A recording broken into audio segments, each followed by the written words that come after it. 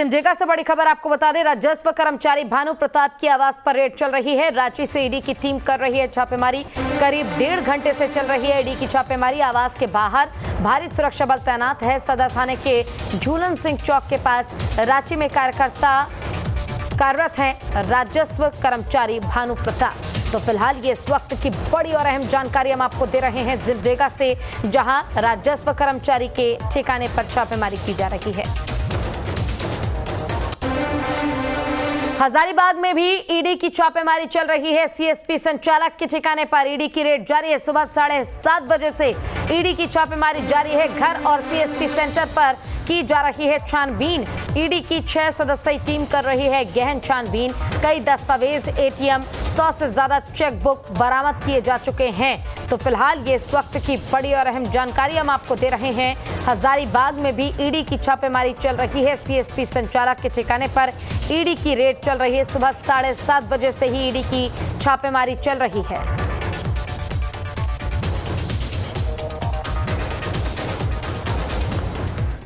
ज्यादा जानकारी देंगे हमारे संवाददाता कुमार चंदन, हमारे साथ जुड़ गए हैं।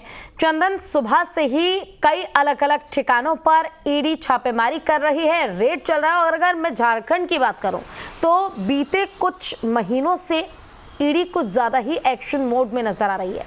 फिलहाल जो छापेमारी की जा रही है, इसको लेकर क्या जानकारी आपके पास और किन मामलों में ये छापेमारी चल रही है?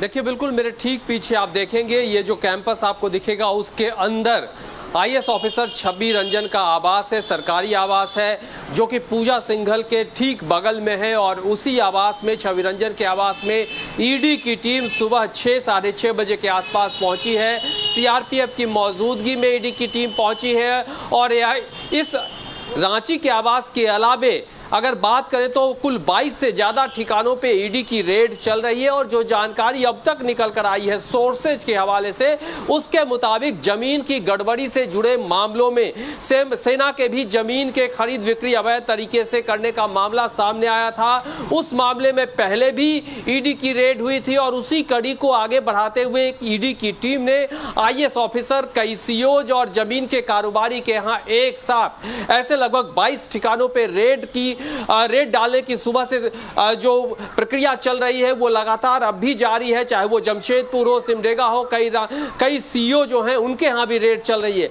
हालांकि इन सारे चीजों में अब तक ईडी की तरफ से कोई आधिकारिक तौर पे बयान जारी नहीं किया गया है। कोई स्टेटमेंट, कोई प्रेस विज्ञप्ति, इस तरह की चीजें जारी नहीं की गई है। लेकिन हाँ, इतना जरूर है कि यहाँ भी ये जो कैंपस आप देख रहे हैं, इस कैंपस के अंदर छवि रंजन का सरकारी आवास है। और यहाँ सीआरपीएफ के टीम की मौजूदगी में ईडी की टीम सुबह से रेड कर रही है। क्या कुछ चीज़ें निकल कर आएंगी वो थोड़ी देर बाद जरूर सामने सोर्सेज के हवाले से ही आएंगी, क्योंकि अब तक ईडी ने कोई भी ऐसे रेड में किसी तरह की आधिकारिक तौर पे जानकारी साझा नहीं किया है।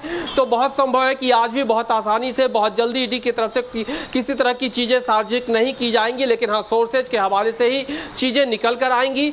और इस रेड के बाद से सियासी बयानबाजी का जो दौर है वो भी बढ़ेगा, वो भी तेज होगा, वो भी सुनाई देगा। ठीक है, बहुत बहुत शुक्रिया आपका इस तमाम जानकारी के लिए चंदन।